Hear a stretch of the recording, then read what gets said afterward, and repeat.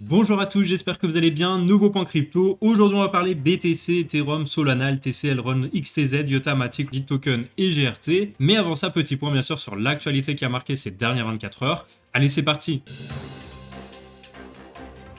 PayPal souhaite proposer l'offre la plus complète possible à ses utilisateurs grâce à la blockchain. Pour rappel, ces services liés à la crypto-monnaie rencontrent déjà un franc succès depuis son introduction des paiements en crypto en 2021, le volume de transactions sur l'application ayant augmenté de 58% en un an. Face à l'énorme succès des NFT, eBay lance sa propre collection sur la blockchain Tezos. Après avoir autorisé la vente de NFT sur sa plateforme, le géant du e-commerce a finalement décidé de sortir sa première collection qui met en avant des athlètes sportifs de renommée internationale. D'après une étude sur les Move to Earn réalisée aux États-Unis, 80% des Américains seraient prêts à faire du sport contre des récompenses en crypto-monnaie. L'étude montre que 61% seraient prêts à faire du sport 5 jours par semaine pendant un an en échange de Bitcoin ou d'Ethereum. 47% de ces personnes seraient d'ailleurs prêtes à faire du vélo contre 39% pour ceux qui seraient prêts à courir. Alors qu'en dites-vous? Dites-moi dans les commentaires, quel sport seriez-vous prêt à faire pour gagner des crypto-monnaies? J'attends vos réponses et vos move to earn préférés.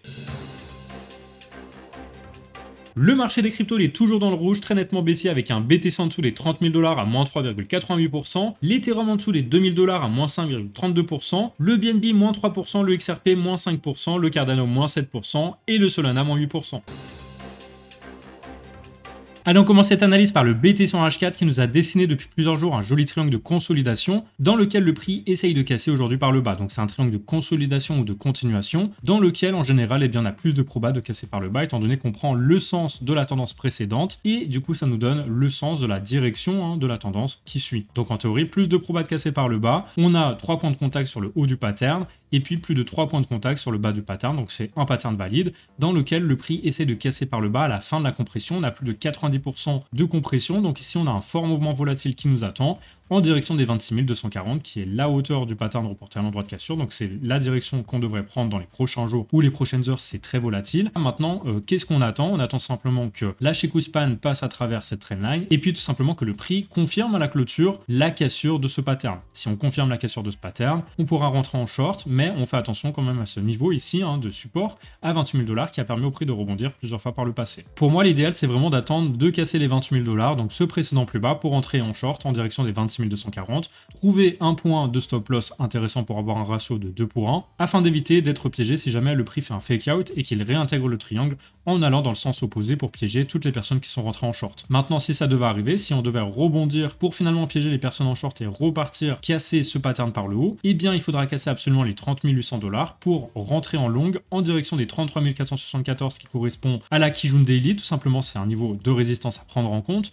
Donc prendre un premier profit ici et un deuxième profit sur les 34 374.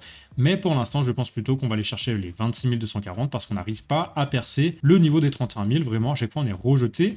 Donc à mon avis, comme on est rejeté, on va aller chercher beaucoup plus bas. Sur l'Ethereum, personnellement, je suis toujours en short suite à la cassure de ce triangle par le bas. Pour rappel, moi je vise les 1756 $ qui correspondent à la hauteur du pattern reporté à l'endroit de cassure. Tant qu'on ne repasse pas au-dessus de cette ligne en jaune, qui est tout simplement une résistance importante, on a toujours été rejeté ici, en théorie, on n'invalide pas mon trade. Donc moi je vise toujours ce niveau-là. Tant qu'on n'est pas passé au-dessus de ça, c'est pour ça que j'ai mis mon stop loss ici. Et donc pour l'instant, tout se passe très très bien, étant donné qu'on avait ici sur le chemin deux résistances qui sont tout aussi importantes parce qu'elles ont repoussé le prix vers le bas à chaque fois qu'on les a touchées. Donc en théorie, on devrait aller chercher mon objectif. Maintenant, de toute façon, dès qu'on passe en dessous de cette ligne en vert qui correspond tout simplement à 50% de mon trade, je mettrai mon stop loss ici sur le niveau des 2015 $ qui correspond tout simplement au niveau de break-even et qui me permettra, quoi qu'il arrive, de ne pas être perdant si jamais le prix repart vers le haut finalement. Sur le Solana, on semble casser un triangle de consolidation par le bas avec plusieurs points de contact sur le bas du pattern et plusieurs points sur le haut également. Donc en théorie, le pattern est valide et maintenant on vise les 38,64 $ qui correspondent à la hauteur du pattern reporté à l'endroit de cassure. Maintenant, si on fait un fake out, si on repasse à l'intérieur du pattern et qu'on casse le niveau des 58 $,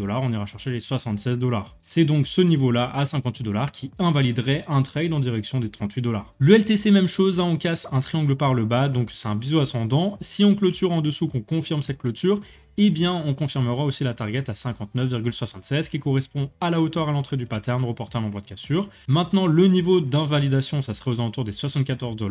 qui correspond tout simplement à une cassure par le haut de cette trendline. Voilà, si on casse par le haut, on va invalider forcément la cassure par le bas et on visera les 85 $. Donc stop loss ici pour viser ça. Et si jamais on rebondit et qu'on recasse par le bas pour piéger les bears, eh bien on ira casser en direction des 85 avec stop loss sous le précédent plus bas. Donc si c'est ici, eh bien on mettra un stop loss sous le niveau des 66. Du côté de l'aileron, moi je suis passé en short suite à la cassure de ce biseau d'élargissement par le bas. Donc suite à ça, j'ai pris la hauteur reportée à l'endroit de cassure, ça me donne le niveau des 87,60. Mon short est conforté par tout simplement cette résistance ici, celle-ci, et puis cette trendline ici qui est baissière. Donc dans tous les cas, on fait des points hauts de plus en plus bas, jusqu'à ici d'ailleurs, et on a la Kijun qui fait toujours office de résistance avec le nuage. Donc si on repasse au-dessus du nuage, eh bien j'invaliderai mon trade. Du coup, c'est pour ça que j'ai mis mon stop loss au-dessus du nuage ici et au-dessus de cette résistance, donc de ce point haut, au niveau des 91-95. Voilà, si on repasse à ce niveau-là, eh bien j'invaliderai mon trade parce qu'on repassera à l'intérieur de ce pattern.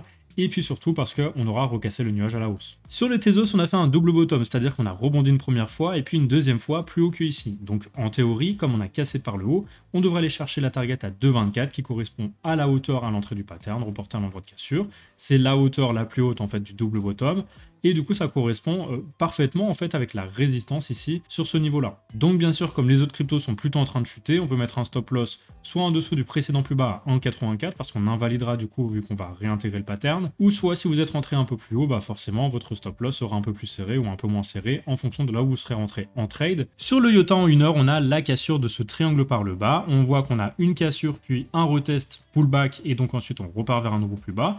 Donc on déclenche un short. Et suite à ça, du coup, on devra aller chercher les 0,21 $ qui correspondent à la hauteur à l'entrée du pattern, reporté à l'endroit de cassure. Maintenant, on met un stop loss au-dessus du précédent plus haut, ici aux alentours des 0,36, parce que si on repart plus haut, eh bien forcément, on fera un plus haut par rapport à celui-ci, on aura réintégré le triangle, et du coup, on aura invalidé le trade, tout simplement. Maintenant, vous voyez que moi, mon ratio, il est de 3 pour 1, donc je peux gagner 3 fois ce que je peux perdre, donc ça, c'est cool.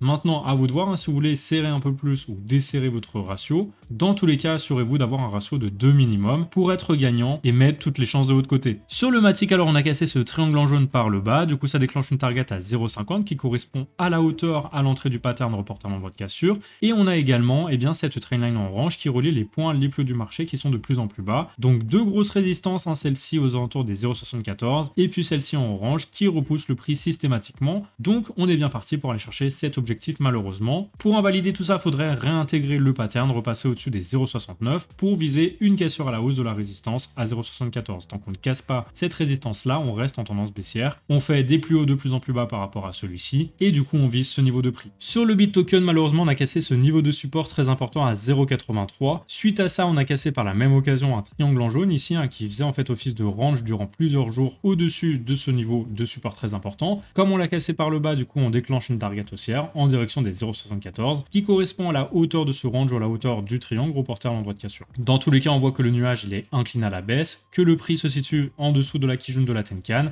donc sous tous les niveaux de résistance, même celui-ci en ce support qui est devenu résistance. Donc en théorie, pour redevenir haussier, il faudrait repasser au-dessus de ce niveau de support qui est devenu résistance, aux alentours des 0,83, mais pour l'instant, autant dire que ce n'est pas gagné. Et enfin, le GRT, on observait ce pattern d'élargissement descendant angle droit depuis plusieurs mois, dans lequel on a fini par casser par le bas, déclenchant une target à 0,1191, et vous voyez qu'on a touché avec précision sur cette mèche ici avant de rebondir à la hausse, d'essayer de repartir, mais finalement on a été rejeté. Donc, bien joué à ceux qui sont rentrés en short sur ce trade. Maintenant, qu'est-ce qui peut se passer dans les prochains jours? On va regarder ce qui se passe sur le graphique en 4 heures ou en 1 heure. Et alors du coup, en 4 heures, on voit qu'on a un triangle ici symétrique, un triangle de continuation. En théorie, ça casse plutôt par le bas parce qu'il prend le sens du moment précédent. On voit que du coup ce triangle a plus de proba de casser par le bas, c'est ce qu'il tente de faire ici. Il se situe sous la Tenkan, la Kijun, la Trendline et le nuage ainsi que cette résistance ici. Donc en théorie, comme il fait des plus hauts de plus en plus bas et qu'il a plein de résistance au-dessus, on a de fortes chances du coup d'aller chercher le niveau des 0,10 environ. Donc ce niveau des 0,10, il correspond à quoi? Il correspond à la hauteur du pattern ici. J'ai pris celui-ci pour être sécurisé, voilà, mais on aurait pu très bien prendre celui-ci,